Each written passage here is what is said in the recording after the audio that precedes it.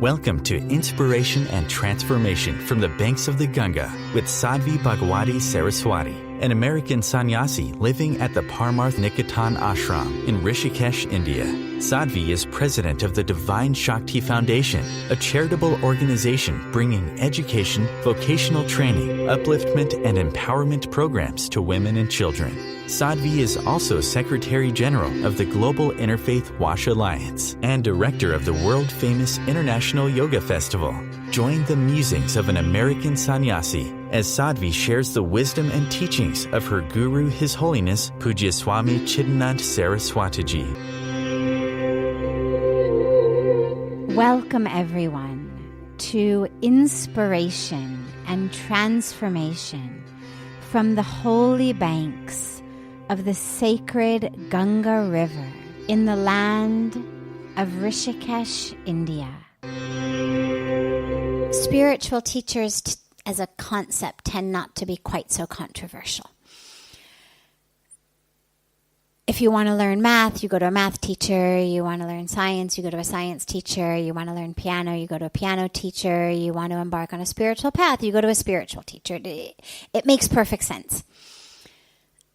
The dilemma that people face is when we actually start talking about gurus, because the concept holds such a wide and vast amount of meaning and connotation, and some positive, some not positive. And then it's so loaded that I want to take that on rather than go the easy way of spiritual teacher. Because actually the truth is a guru is more than a spiritual teacher. And the example that I always give on this is a teacher can teach you something. A guru actually gives you the experience. And so if you were learning oceanography from an oceanography teacher, you would learn everything there was to know about life under the ocean. But your clothes would still be dry. And if you were learning oceanography from a guru, you'd still learn about the ocean, but you'd be gasping for breath and your clothes would be soaked. And so teachers can teach us about peace and about our own divine nature and about the soul and about love. But what a guru does is actually gives us the experience of that. The word guru literally means, the Sanskrit definition literally means the one who removes the darkness and brings light. And this is why it's so important, because, as I was just saying, God is there. The divinity is there. Peace is there. It's not something you've got to find in some corner of the world or something you've got to manufacture in a science laboratory. It's there. It is our nature. It is the core of who we are. It's the truest, deepest aspect of who we are. So why is that which we are seeking the most? Why do we feel so far from it? Because we live in darkness. Not darkness of badness, which is an important distinction, as we have so many people from the West as well as Indians sitting here. In the West, when we think about darkness, and I know just very personally when in my life I had thought about my darkness, it was always a darkness that was very core to who I am. Like capital I, capital am. The darkness was who I am. It was me. And yeah, maybe by chance there was some divine being who could wave a magic wand and turn me, dark being, into light being. But that's not actually what the Indian spiritual philosophy means when they talk about darkness. the core of who we are is actually light, is actually pure, contrary to what so many of us have been raised, not consciously, not maliciously, but we've just sort of absorbed by cultural osmosis, you could say. I mean, there's nobody saying to you, you are dark. I mean, maybe, but not that many, thankfully. But we do all tend to really absorb it. So the light that so many of us look for is the light that's going to make me okay. That's going to make me not so dark inside. Whereas actually, if we go deep enough, what we find is the light is there. The darkness is the darkness that has covered the light. So the light is at the core. The darkness is that on top of it, which is that which says, I'm this body. All the wrong things it's done, all the time it's wasted, all the opportunities it's lost, all the things it's failed at. I am the things that have happened to this body. I am my neuroses, I am my illnesses, I am my parents' neuroses, I am my parents' illnesses, right? And I am this or I am the child of that. They're all aspects of our identity. And that's the darkness. It's ignorance. It's what blocks us from knowing who we are and living as the truth of who we are. And so what the Guru does, it's not the magic wand of I take you who art dark and make you light. I take you who art impure and make you pure. But I take you who are light but don't know it and remove the darkness of ignorance from you so that you can see your own light. And can it happen without a guru? In theory, yes. There's nothing that says you must have a guru. The spiritual history of the Indian spiritual traditions, the Hindu spiritual traditions, as well as so many of the world's spiritual and mystical traditions, have examples of sages and mystics who have experienced it spontaneously. But on a personal level, it's a risk I wouldn't want to take. I mean, if someone said, do it this way, you've got a really good chance of finding the light. Do it that way, yeah, you could find it. 1890, there was, someone, he was born and he found it. And, 1730, someone else was born and he found it. The odds are not the odds that if I had a choice I would go with, especially given that we have gurus. If we didn't have any and we had no option, then sure, you hold those sages and mystics as the ideal and say, you bless me, show me how you did it. But when we have gurus, why not? I mean, if you had to get across an ocean and your choice were get in a boat with someone who knows how to sail or figure it out yourself. Yeah, I mean, you could figure it out yourself. You could channel the art of sailing. You could become one with the wind. I'm sure on a very, very deep spiritual level it's possible. But if my life mattered to me and I had the option of getting in a boat with someone who knew how to sail, I would take that option every time. Just increases your chances of making it across. So the last piece, though, that you've asked of how to know. And this is where it gets tricky because there is no cookie cutter answer. It's not like, well, here's what gurus look like, and here's the litmus test. They come in all shapes and sizes, genders, nationalities. A couple pieces, though, to give you.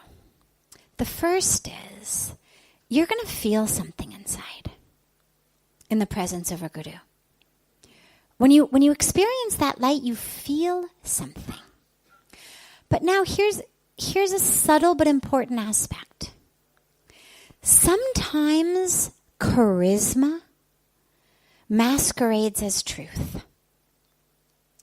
And there is also a feeling that you get in the presence of a charismatic leader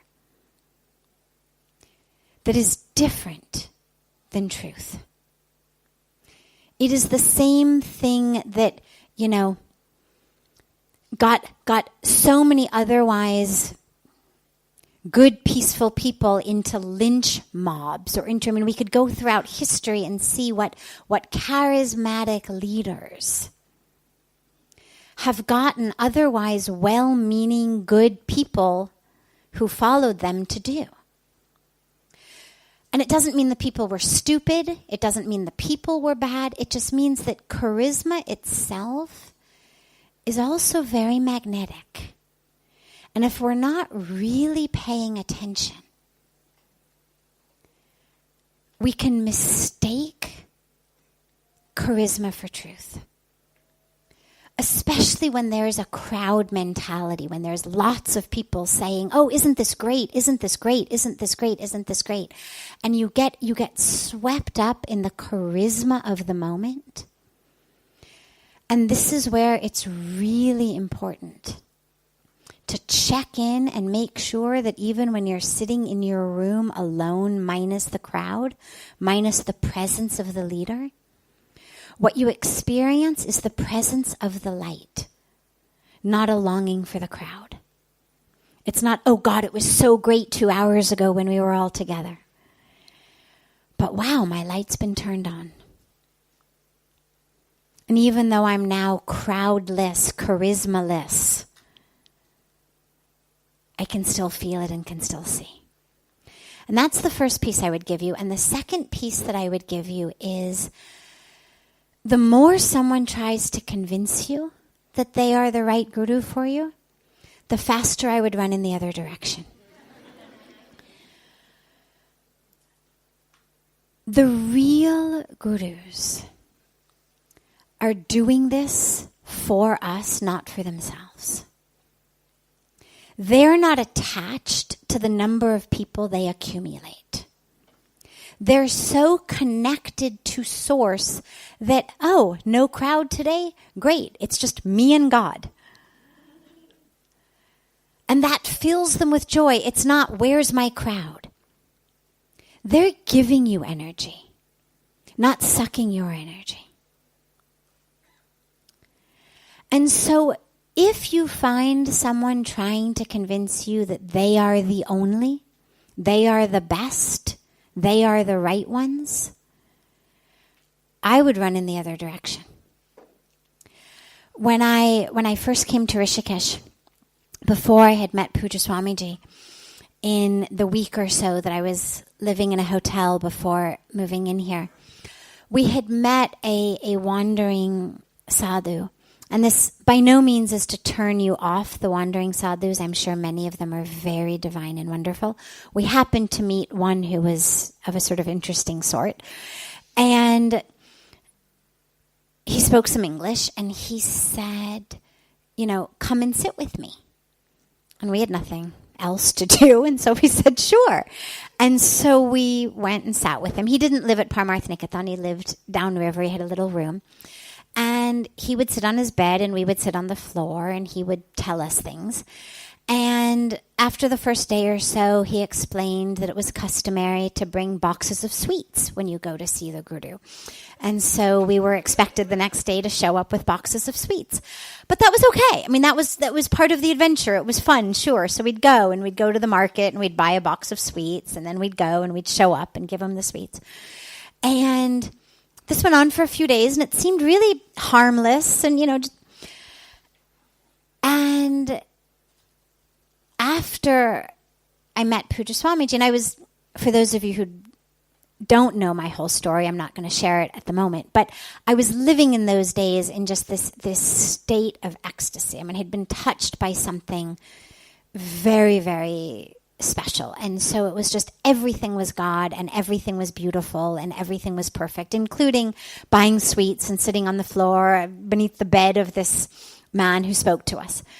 And so once I met Pujya Swamiji, though, and had many other even bigger and deeper spiritual experiences and was permitted to move into Parmarth, we stopped going, of course, to this man, but bumped into him one night in the market and said, guess what? I mean, I was just ecstatic. I had met Pujya Swamiji. I didn't even know the word guru at that point, but I had met him, and I was sharing with the sadhu that I had met him, and I was so blessed, and I was allowed to move into Parmarth Niketan, and he went ballistic.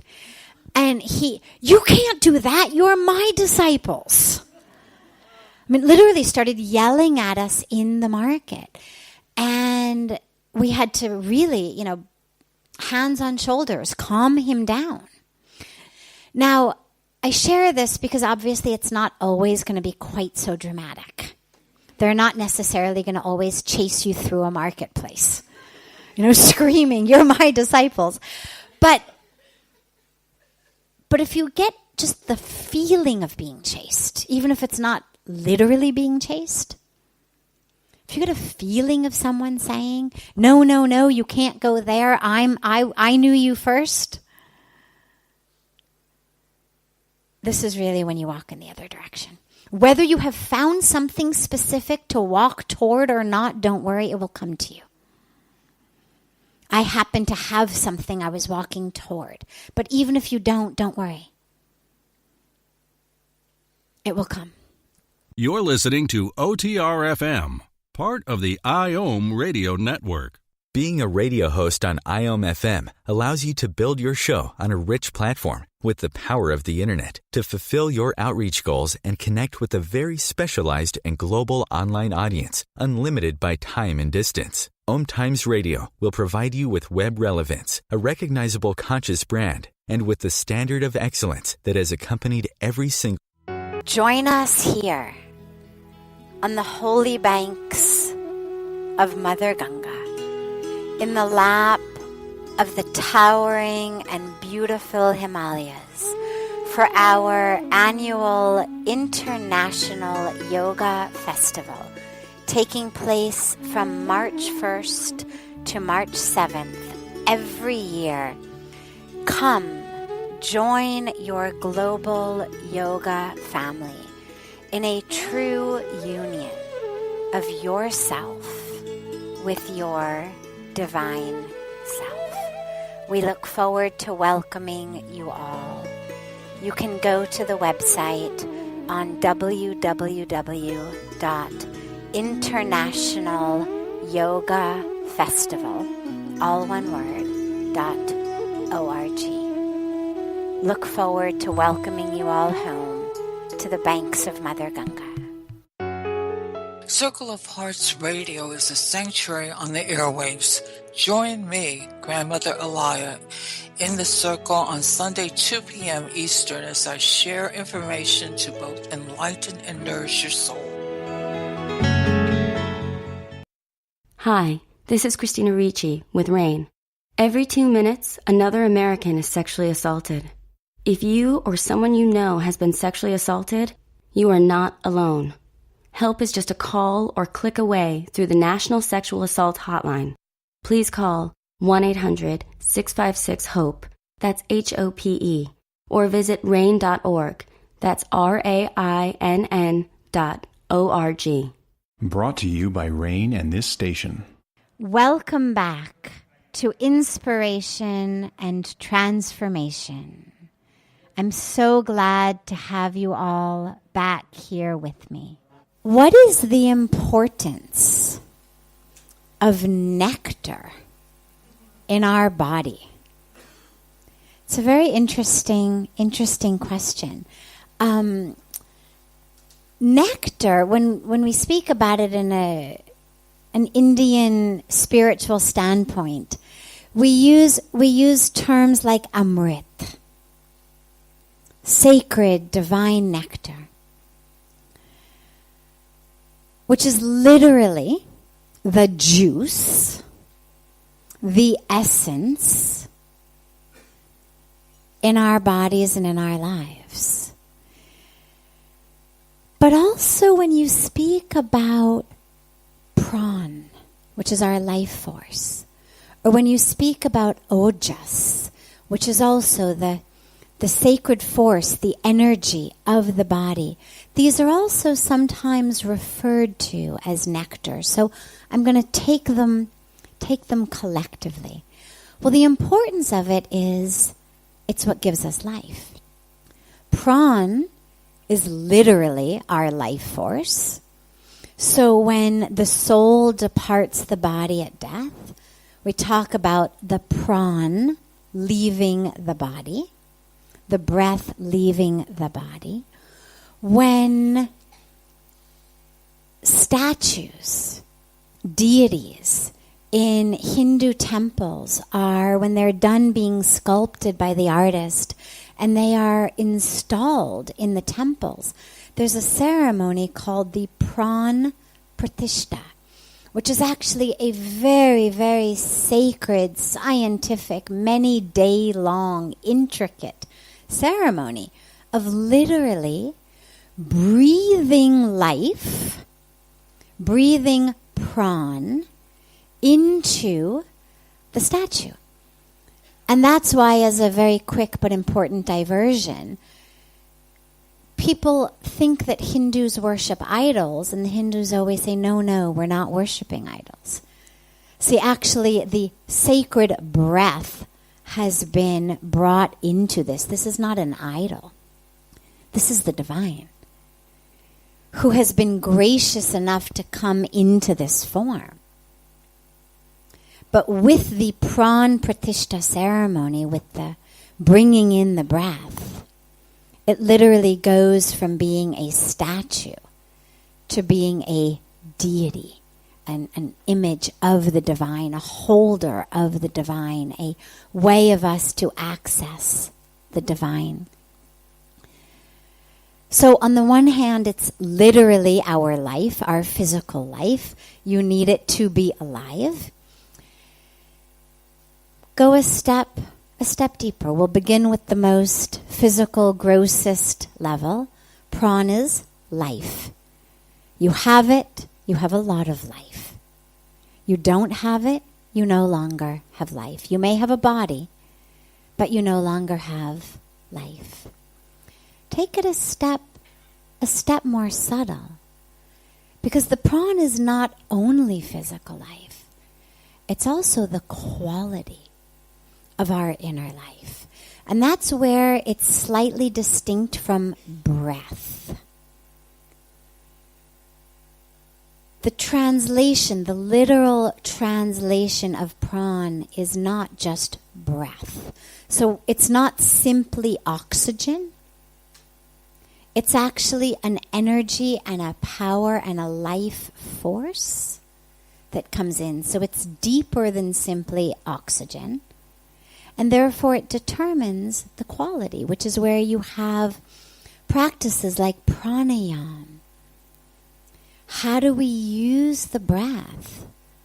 Not just to expand our lung capacity. I mean, it's not about how long can you hold your breath underwater. It's not about how much can you fill your lungs, although that's wonderful. Oxygenating our cells is fantastic for keeping them healthy. But it's deeper than that. Pranayama is actually a method of using the breath to attain oneness with God.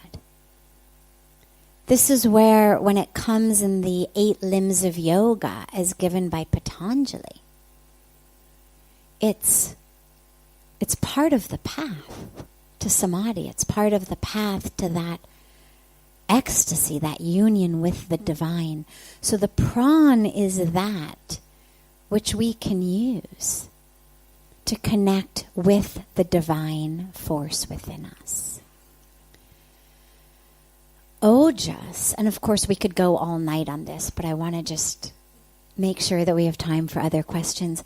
Ojas, again, is our energy. The the energy in the body, the light in the body, that which fuels us, that which keeps us going on a literally very physical level. There are practices about learning to contain your ojas. You know, one of the questions that I get all the time, being an orange-robed sannyasi, which is a path of celibacy, one of the questions I get all the time is, why celibacy? Why do you need to be celibate? And of course, the tradition, the spiritual tradition, is filled with innumerable examples of non-celibate rishis who were householders, who were enlightened, who were incredible gurus and masters. And so there's nothing that says thou shalt be celibate, unless you've taken vows of celibacy, of course. But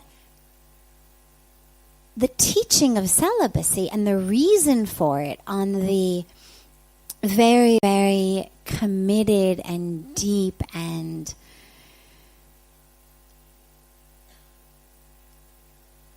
I don't want to use the word sacrifice, it's got such a negative connotation, but a path of spirituality in which it's spirituality above all else, spirituality before all else. On that path, one of the critical reasons for celibacy and why it's such a core component is because it's believed that sex is one of the things that depletes our ojas. Which is why even married couples, even people who are not celibates, who are not sannyasis, are always instructed by spiritual masters. Like, use this carefully. This is not just whenever, wherever, however, at any time, whenever, the urge hits. That energy is precious. And if you lose it, as it is believed you do in sex, that has very, very significant ramifications on both your physical health and your emotional and spiritual health. So that's not all that ojas is, but that's one very important aspect of it. Is it's the juice that runs us, that keeps us able to stay healthy, to stay energized, to stay full of light. Then we speak lastly about amrit, that nectar, that juice, and that's really that which flows through us. We speak a lot about ras, spiritual juice. And you'll hear Pujya Swamiji sometimes very sweetly talk about how life should be juicy. And it's something he says very, very frequently, and everybody giggles a little bit. But the meaning of that really is your life should be filled with nectar, with ras, that it shouldn't be dry. You could have a physical body. Food fills a physical body. Medicine takes care of a physical body. Clothes protect a physical body. But if you don't have that juice, then you may have days in your life, but not life in your days. And so nectar is really that which brings the juice to life. And so on all of those levels, it's crucial, whether you want to be just physically healthy, whether you want to be spiritually full of light, whether you want to be deeply grounded in your practice, whatever level it is, nectar. Nectar is critical. And this is where we come to spiritual places. It's not the only way to get nectar, of course. Fortunately, by grace, it's available in so many ways. meditation, prayer, chanting, yoga, service, love. It's all around us. It's all around us. But this is where it's so important to take it in so that our lives can really be, as he says, juicy, juicy. This is OTR-FM, part of the IOM radio network. OMTimes magazine is one of the leading online content providers of positivity, wellness, and personal empowerment. A philanthropic organization, their net proceeds are funneled to support worldwide charity initiatives via Humanity Healing International. Through their commitment to creating community and providing conscious content, they aspire to uplift humanity on a global scale. OMTimes, co-creating a more conscious lifestyle. Join us here on the holy banks of Mother Ganga, in the lap of the towering and beautiful Himalayas, for our annual International Yoga Festival, taking place from March 1st to March 7th every year. Come, join your global yoga family in a true union of yourself with your divine self. We look forward to welcoming you all. You can go to the website on www.internationalyogafestival, all one word, .org. Look forward to welcoming you all home to the banks of Mother Ganga. Do you have time to read that inspiring book or that blog post you've been meaning to get to? In your busy world, how do you improve yourself and keep your life going? I'm Lisa Kay, and my Between Heaven and Earth radio show can transform your life just by listening. Be uplifted with inspiring topics, positive stories, and ideas that really work. Between Heaven and Earth Radio is conscious living for your soul, every Wednesday at 4 p.m. Eastern Time. Like Baldwin with People for the Ethical Treatment of Animals. I grew up loving circuses and other traveling animal shows, but it never occurred to me what life might be like for the animals. Training wild animals to do things they don't understand takes force. Routine discipline with a hook or whip with the heel of a boot shows the animal exactly who's the boss. Don't patronize animal acts. Please contact People for the Ethical Treatment of Animals. 757-622-PETA. Welcome back. This is Sadhvi Bhagawati Saraswati with inspiration and transformation. The presence of negativity in our life, regardless of whether it's a parent, a spouse, a good friend, the coworker in the cubicle next to you, the neighbor who pops on over every day, right? That presence of negativity is very difficult. And in some of those relationships, we have a choice of how much to take in terms of their actual presence in our life. In some of them, we don't. But we do have a choice in all of the relationships of how much of their version of reality to take in. Just because someone's a parent doesn't mean that you have to automatically subscribe to their version of reality. Yeah, it grates on you.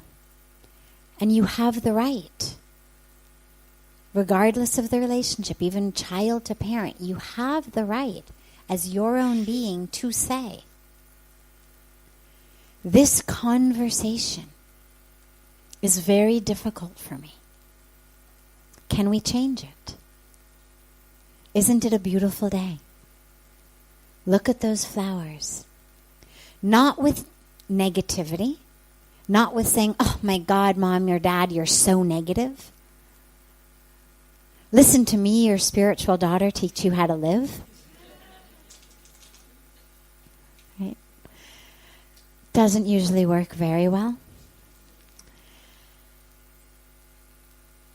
So you've got to be sure to do it from a place of total clarity within yourself. Because a lot of times what happens with our parents is we're so plugged into them internally that their way of thinking literally gets us inside. And so we need them to change for us. And that's also not fair to do to them. That's where our work is so important. Yeah, it would be easy if we could all make our parents change so that being with them was easier. But A, not going to happen. B, that's not the highest goal, because who are you going to keep making change in your life? Your parents, your spouse, your coworker, your neighbor. The goal is, how can I, and it's hardest with parents, but if you can do it there, you can do it anywhere. How can I unhook myself? Not from loving you, not from the relationship, but from your way of thinking and being.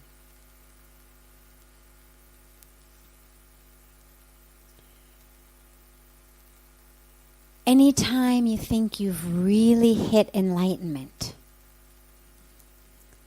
go spend a week in your parents' house.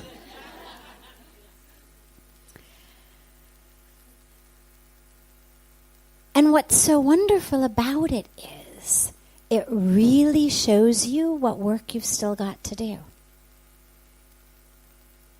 You know, if you've ever had a filling in your tooth, I had chipped a tooth and had to get a filling crown put in there last summer. And they do something really interesting. After they do it, it's all set. Before they let you go, they put this little blue, it looks like carbon paper, in between the teeth, and they say, grind all around, and you go. And then they pull it out, and then they look, and then they file a little more, and then they make you grind again, and what that paper is doing is staining your teeth in the place where, when you bite down, the bite isn't right. And so they know, they have to, file it down a little more. Spending a week at your parents' house is like that for your sadhana. You want to see where those spots are?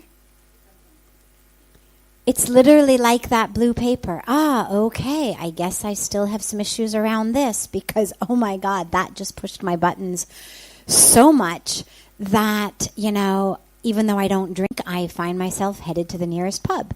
Whatever it may be. I don't smoke, but I really need a cigarette. That's a signal for you. That's for you to, okay, I got to do some more work here. This is where we've got to file it down. The goal is not, how do I change them? So it's not like me saying to the dentist, my God, don't you have any paper that doesn't stain my teeth? Right? You see where that would defeat the purpose. Yeah, I would have blue stain-free teeth. But I would walk out with a bite that ultimately would end up causing a lot more problems in my jaw, in my muscles, all the way down into my neck and back. So those blue stains are for me to know, okay, this is the work. So you use them. Use them. Let your parents be, for God's sakes. If they change at this time of their life, great for them. But most of us are at an age where they've really already done a lot for us. Our moms carried us for 9 months. They fed us. They cleaned our poop for a long time. Regardless of everything else that they did, they've really done a lot for us. Most of our parents put us through school. Most of us had warm clothes in the winter time. They've done a lot. And it's now a time in our life to say, okay, I don't need to come back to you with, now I need you to change the very nature of who you are. When we were a kid, it was like, oh, Mom, no, I don't want the peanut butter on the toast. I wanted butter on my toast. Mom, make me a different piece of toast. Mom, make me a different sandwich. No, I don't want to eat spinach. Well, you've gone beyond that now. Let them be. Stop with, you've got to change this, do this differently. Unhook yourself from that. Because as long as you're hooked in, you're still where he was coming from. You're hooked in because they are the omnipotent, omniscient voice of truth, voice of safety, voice of security, voice of the very nature of who you are. No. They are not. They are people. Like we're all people. And they're doing their best, like we're all doing our best. And if you can just really recognize they're not the all-knowing, all-powerful, all that what they say has to go into every cell of your being. Okay, they're negative. Fine. Let them be negative. Doesn't mean you have to be negative.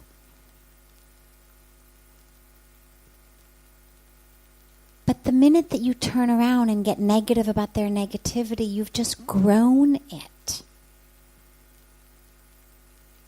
You've just grown it. I can't tell you how many conversations I had with my mom in my early years of spiritual practice of saying, Mom, just calm down. I am calm. What do you mean?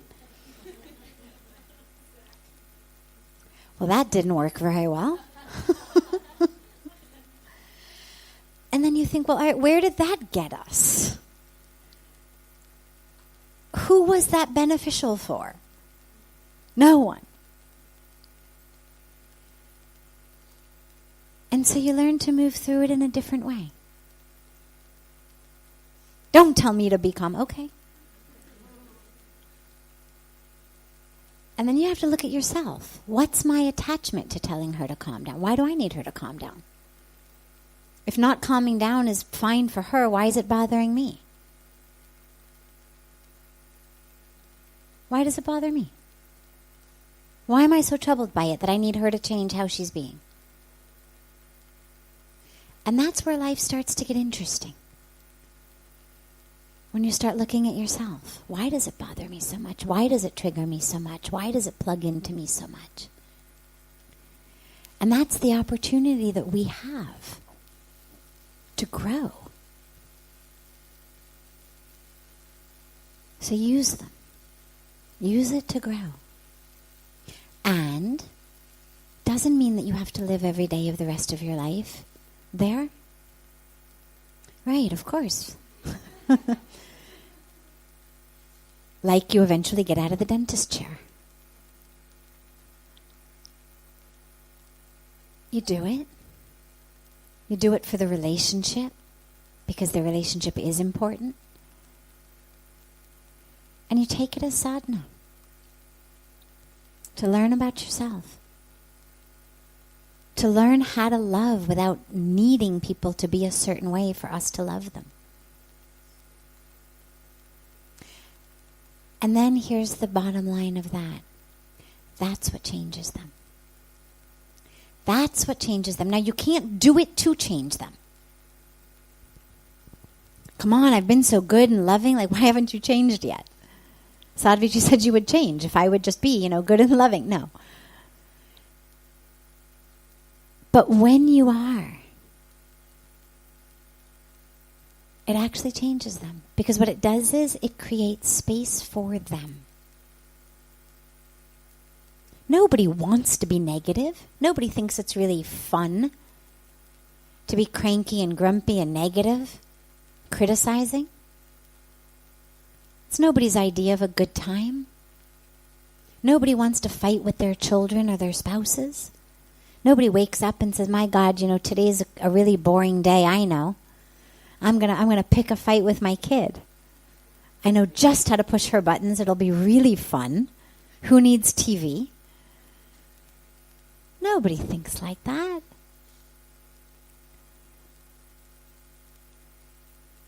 It happens because of what they're struggling with, because of their human karmic path. And the more space you can create for them, and just be there, and be unhooked you, loving, caring, but unhooked. However they are, fine.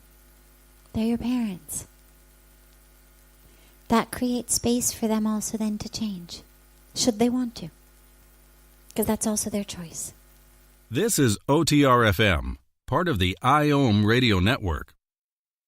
OMTimes magazine is one of the leading online content providers of positivity, wellness, and personal empowerment. A philanthropic organization, their net proceeds are funneled to support worldwide charity initiatives via Humanity Healing International. Through their commitment to creating community and providing conscious content, they aspire to uplift humanity on a global scale. OMTimes, co-creating a more conscious lifestyle. Do you have time to read that inspiring book or that blog post you've been meaning to get to? In your busy world, how do you improve yourself and keep your life going? I'm Lisa Kay, and my Between Heaven and Earth radio show can transform your life just by listening. Be uplifted with inspiring topics, positive stories, and ideas that really work. Between Heaven and Earth radio is conscious living for your soul, every Wednesday at 4 p.m. Eastern Time. Like Baldwin with People for the Ethical Treatment of Animals. I grew up loving circuses and other traveling animal shows, but it never occurred to me what life might be like for the animals. Training wild animals to do things they don't understand takes force. Routine discipline with a hook or whip with the heel of a boot shows the animal exactly who's the boss. Don't patronize animal acts. Please contact People for the Ethical Treatment of Animals. 757-622-PETA. Welcome back. This is Sadhvi Bhagawati Saraswati with inspiration and transformation. This is the nature of the mind as it intersects and interacts with the creation, the physical world around us. And so we are the soul, we are spirit, we are consciousness. And I'm throwing all of these words out not as semantic distinctions, but as different words because you all come from different cultures, and one of them is going to work with you. So whichever of them works with you, that's perfect. So we are soul, we are spirit, we are divine, we are consciousness. We have a body. But the mind misidentifies self as body. And so rather than saying, oh, wow, thanks for giving me this great healthy body and functional legs and functional arms and to be able to move through the world and experience the world and see myself, my true self, so I can actually experience the divinity of who I am. Instead of looking at it like that, of thanks for this body I'm going to use. I'm going to use my arms for one thing, my legs for something else, my brain for something else. Instead of that, we look at it and we say, this is who I am. I am this body. And that is seen as the source of all suffering. Is that misidentification. The problem is it's rampant, it's pervasive, it's epidemic, it's everywhere you look, and it's even in the nature of your own mind. So it's not a matter of, well, if I could just, shut off the TV commercials and not see any billboards, and then I'd be okay. It's the nature of the mind. This is when we speak about illusion, about Maya. or samsara. These terms come in when we talk about it because we get pulled into that illusion. We get pulled into that life. And this is where we keep re-reminding ourselves. This is why we meditate. It's why we come to spiritual places. It's why we do as much of this as we can. It's why we train our minds. The meditation is not just a reprieve. The meditation is not just like a hot bath and now I feel peaceful and calm until I go back to work tomorrow and then I'm going to be all stressed out again. The meditation actually trains the mind.